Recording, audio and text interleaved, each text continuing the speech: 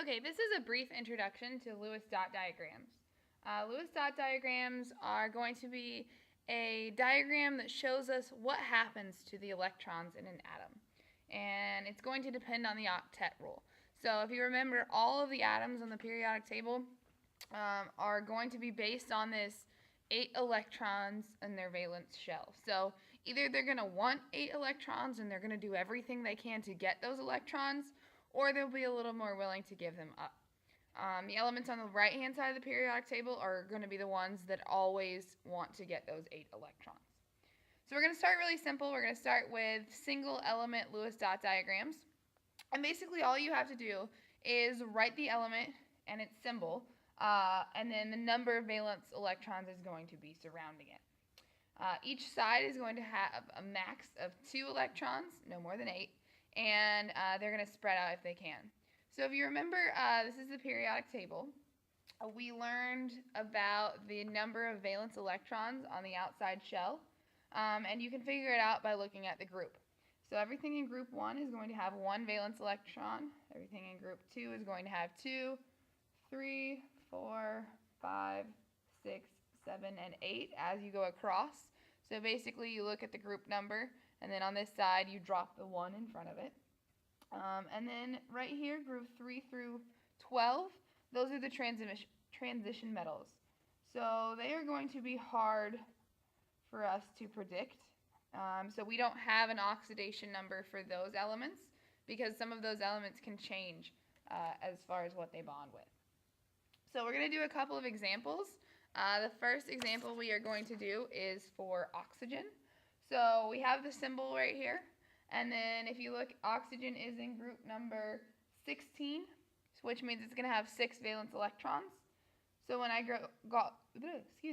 when I go to draw the dots around it, it's going to get 6 dots, and they are going to spread out as much as they can. So I'll have 2 on some sides and then 2 on the other. Neon, on the other hand, is going to have 8 valence electrons. So each side will be completely full, and there's neon's Lewis dot diagram. So elements by themselves are pretty simple. I'll give you a few to try on your own. So there's a few to try, and after you try them, I'll give you some answers.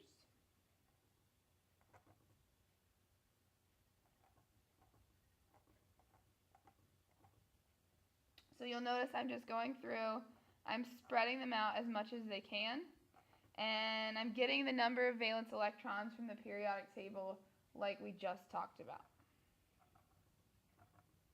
And so Lewis dot diagrams are pretty simple. They're never going to have more than 8,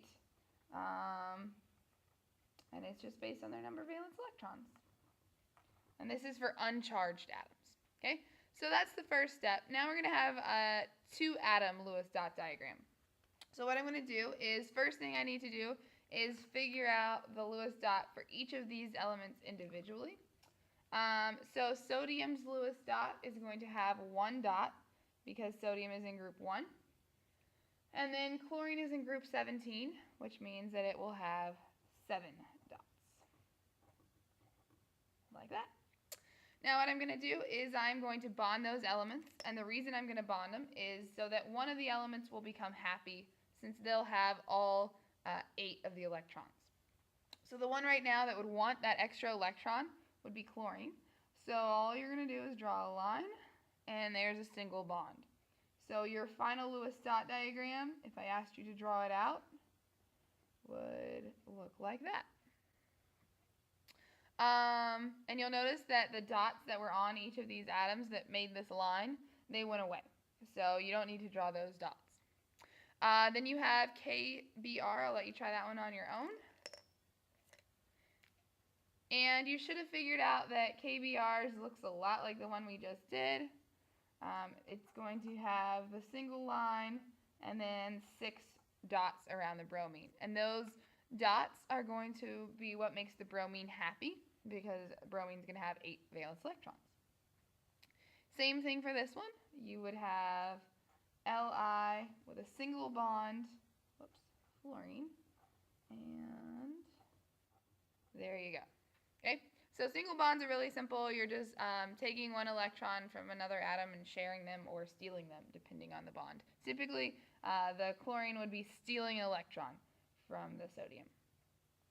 Now we're going to make it a little bit more complicated and do a double bond.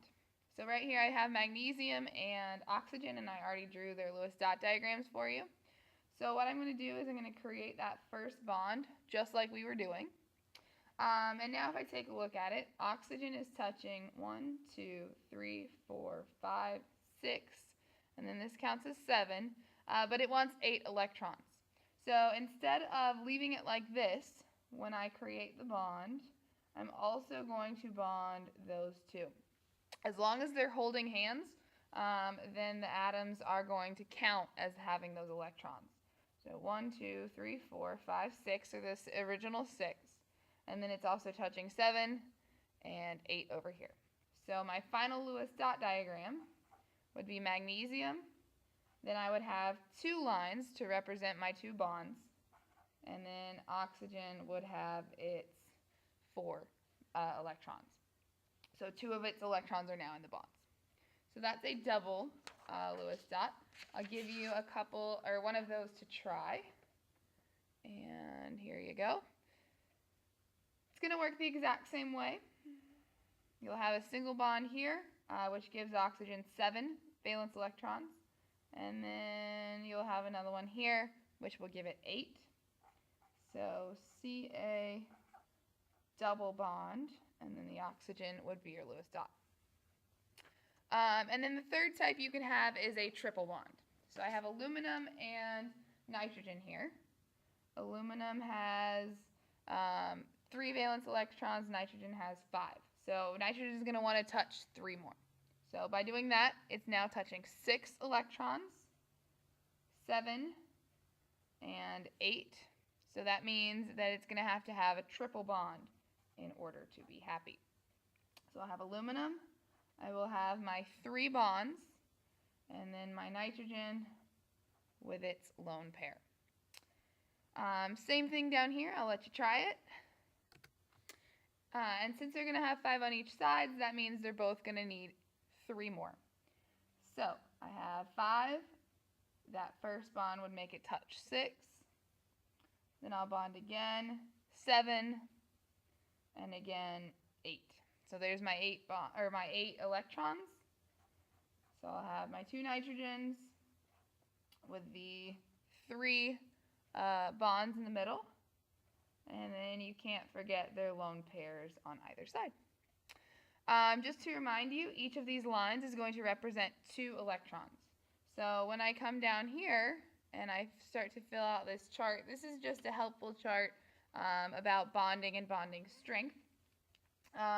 You have a single bond, a double bond, and a triple bond.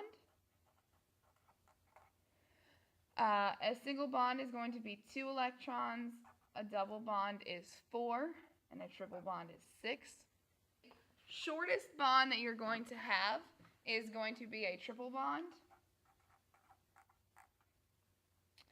The longest is going to be a single bond, so this is a medium bond. Since a single bond or a sigma bond is the longest, it also makes it the weakest.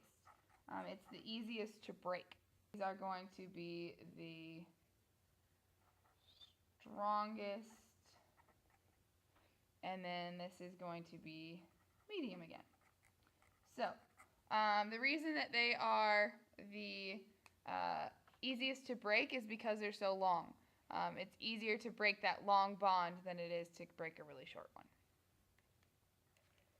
If you want to know more about how to do math with Lewis dot diagrams, watch the next video. It'll go through all those steps.